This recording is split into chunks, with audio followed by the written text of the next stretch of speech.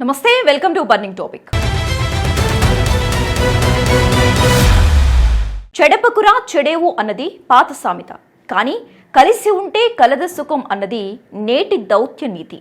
ఒకప్పుడు కాశ్మీర్ అంశంపై ముఖం చాటేసిన దేశం నేడు భారత్తో అడుగులో అడుగు వేస్తోంది. ఆగ్నేషియాలో అత్యంత కీలకమైన ముస్లిం దేశం మలేషియాతో భారత సరికొత్త అధ్యయనాన్ని లిఖిస్తోంది. 2026లో ప్రధానమంత్రి నరేంద్ర మోదీ తన తొలి విదేశీ పర్యటనకు మలేషియాను ఎంచుకోవటం వెనుక ఉన్న బలమైన వ్యూహం ఏంటి? 12 ఏళ్ల పాలనలో మూడోసారి మలేషియా గడ్డపై మోదీ వేసిన అడుగులు ప్రపంచ రాజకీయాలను ఎలా ప్రభావితం చేయబోతున్నాయి?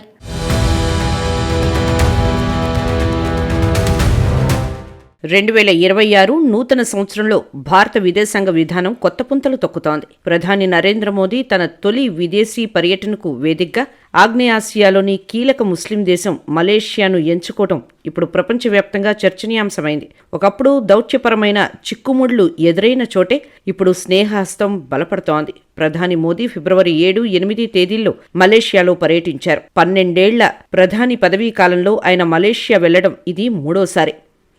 అమ్మ పెట్టదు, అడుక్కు తిన్నివ్వదు అన్నట్లు కాకుండా పాత గొడవలను పక్కన పెట్టి కొత్త బాటలు వేయడమే అసలైన రాజనీతి. గతంలో ఆర్టికల్ 370 రద్దు సమయంలో కశ్మీర్ అంశంపై అప్పటి మలేషియా నాయకత్వం చేసిన వ్యాఖ్యలు ఇరు దేశాల మధ్య కొంత దూరాన్ని పెంచాయి. కానీ కాలం ఎప్పుడూ ఒకేలా ఉండదు. 2024లో అన్వర్ ఇబ్రహీం ప్రధానిగా బాధ్యతలు చేపట్టిన తర్వాత భారత్ మలేషియా సంబంధాల్లో వసంతం మొదలైంది. ఆ మార్పుకు పరాకాష్టే ఈ 2026 పర్యటన.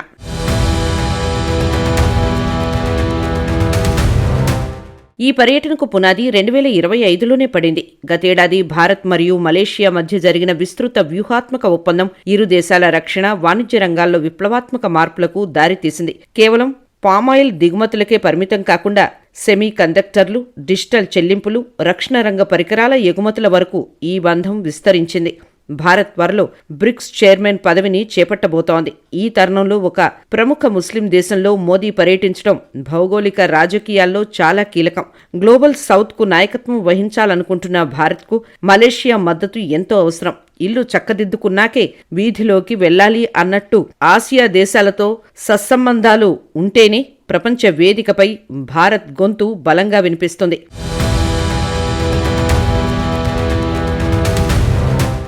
మలేషియా కూడా బ్రిక్స్ కూటమిలో చేరటానికి ఆసక్తి చూపుతున్న నేపథ్యంలో మోదీ పర్యటన ఆ ప్రక్రియను మరింత వేగవంతం చేసే అవకాశం ఉంది. ఇది కేవలం 2 దేశాల పర్యటన మాత్రమే కాదు, ఆసియా ఖండపు ఐక్యతకు ఒక సంకేతం.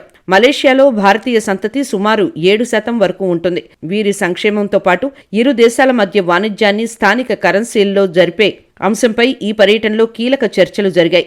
డాలర్పై ఆధారపడటాన్ని తగ్గించాలనే వ్యూహంతో ఇరు దేశాలు ముందుకు సాగుతున్నాయి.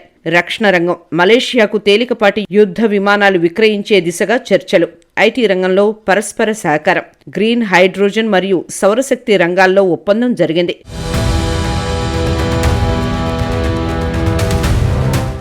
గత వైషమ్యాలను విడనాడి భవిష్యత్ అవసరాల కోసం చేతులు కలపడం అంతర్జాతీయ దౌత్యంలో ముఖ్యం. మోదీ మలేషియా పర్యటన ద్వారా అటు ఇస్లామిక్ దేశాలతో సత్సంబంధాలను, ఇటు ఆగ్నేయాసియాల్లో భారత ప్రాబల్యాన్ని చాటి చెప్పారు. సంబంధాలు చిన్నగా ఉన్నప్పుడే సర్దుకుపోకపోతే భవిష్యత్తులో నష్టం జరుగుతుందని గుర్తించిన ఇరు దేశాలు ఇప్పుడు స్నేహ వృక్షం పెంచుతున్నాయి.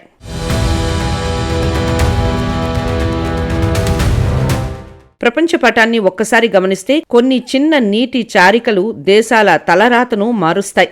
అటువంటిదే మలక్కా జలసంధి. సముద్రపు దొంగలకే కాదు, అగ్రరాజ్యాల ఎత్తుగడలకు కూడా ఇది కేర్ ఆఫ్ అడ్రస్. పులిని చూసి నక్క వాత పెట్టుకున్నట్లు పాకిస్తాన్, చైనాలు మలేషియాలో పాగా వేయాలని చూస్తుంటే భారత్ తన అండమాన్ నికోబార్ అస్త్రాన్ని ప్రయోగిస్తోంది. మలక్కా జలసంధి అనేది కేవలం ఒక సముద్ర మార్గం కాదు, అది ప్రపంచ ఆర్థిక వ్యవస్థకు వెన్నుముక.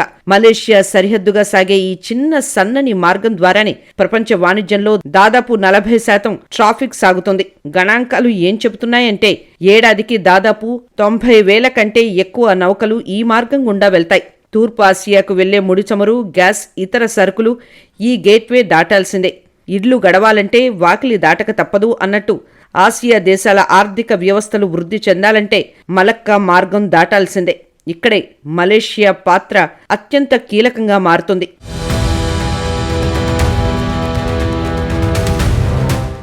మలక్కా జలసంధికి అత్యంత సమీపంలో ఉన్న భూభాగం ఏదైనా ఉందంటే అది మన అండమాన్ నికోబార్ దీవులే. భౌగోళికంగా ఇవి మలక్కా ద్వారానికి కాపలాదారుల్లా ఉంటాయి. అండమాన్ నికోబార్ దీవుల నుండి మలక్కా జలసంధి ప్రవేశ మార్గాన్ని భారత్ సులభంగా పర్యవేక్షించగలదు. సముద్ర భద్రత విషయంలో భారత్కు ఇది ఒక బలమైన పునాది. చెట్టుచాటున ఉండి కొట్టినట్టు భారత్ తన అండమాన్ దీవుల నుండి మలక్కాలో జరుగుతున్న ప్రతి కదలికను గమనించగలదు. ఏదైనా యుద్ధ వాతావరణం లేదా ఉద్రిక్తతలు తలెత్తితే ఈ మార్గాన్ని నియంత్రించే పూర్తి సామర్థ్యం భారత్ సొంతం.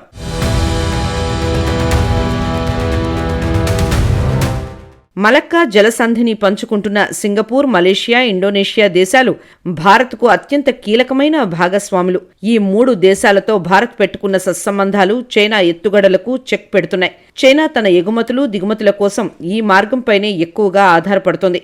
ఒకవేళ భారత్ ఈ మార్గాన్ని దిగ్బంధం చేస్తే చైనా ఊపిరి ఆగిపోతుంది. దీన్నే మలక్కా డైలమా అని పిలుస్తారు. ప్రస్తుతం మలేషియాలో పెట్టుబడులు పెట్టేందుకు చైనా, పాకిస్తాన్లు తీవ్రంగా శ్రమిస్తున్నాయి. అయితే ఈ దేశాల వెనక ఉన్న స్వార్థపూరిత రాజకీయాలు మలేషియాకు తెలియనివి కావు. అప్పు ఇచ్చేవాడు అమ్మలాంటివాడు, వసూలు చేసేవాడు యముడులాంటివాడు అన్నట్టు చైనా ఇచ్చే పెట్టుబడులు చివరికి ఆ దేశాలను అప్పుల ఊబిలోకి నెట్టేస్తాయని శ్రీలంక, పాకిస్తాన్ ఉదాహరణలను చూసి మలేషియా గ్రహిస్తోంది. ఒకవేళ మలేషియాకు చైనా షరతులు నచ్చకపోయినా లేదా పాకిస్తాన్ అసమర్థతపై విరక్తి కలిగినా వారి ముందున్న అతిపెద్ద నమ్మకమైన ప్రత్యామ్నాయం భారత్. రక్షణ రంగంలో గాని టెక్నాలజీలో కానీ భారత్ మలేషియా ఒప్పందాలు చేసుకునేందుకు అపారమైన అవకాశాలు ఉన్నాయి.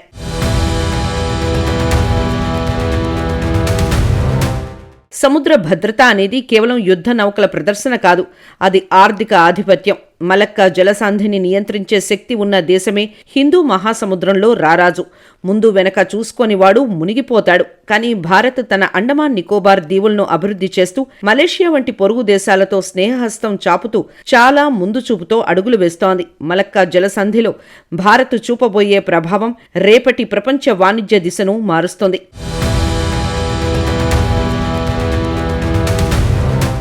2023లో భారత్ మలేషియా మధ్య $17 బిలియన్ వ్యాపారం జరిగింది. 2025 నాటికి దాన్ని $24 బిలియన్ పెంచాయి. 2024 ఆగస్టు సమగ్ర వ్యూహాత్మక ఒప్పందం రక్షణ, సముద్ర భద్రత, సమాచార భాగస్వామ్యాన్ని బలోపేతం చేసింది. పామాయిల్ దిగుమతి పునరుద్ధరణ గత వివాదాల తర్వాత విశ్వాసాన్ని పునరుద్ధరించింది. మలేషియాలో 29 లక్షల మంది భారతీయ మూలాల వారు 6 జనరేషన్లు కీలకం. మోదీ పర్యటనలో 15,000 మందితో వెల్కమ్ మోదీ కార్యక్రమం, ఓసీఐ కార్డుల పంపిణీ జరిగింది. ఇది ఇరు దేశాల మధ్య సంబంధాలను బలోపేతం చేస్తుంది.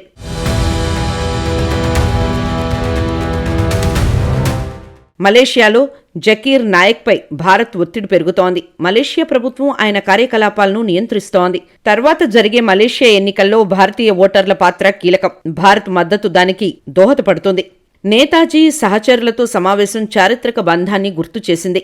వాణిజ్య ఫోరం ఒప్పందాలు 2 దేశాల సహకారాన్ని బలపరిచాయి. గత వివాదాలు మరచి భవిష్యత్తు సంబంధాలు బలపడ్డాయి. బ్రిక్స్ చైర్మన్షిప్కు మలేషియా మద్దతు భారత్ వ్యూహంలో కీలకం.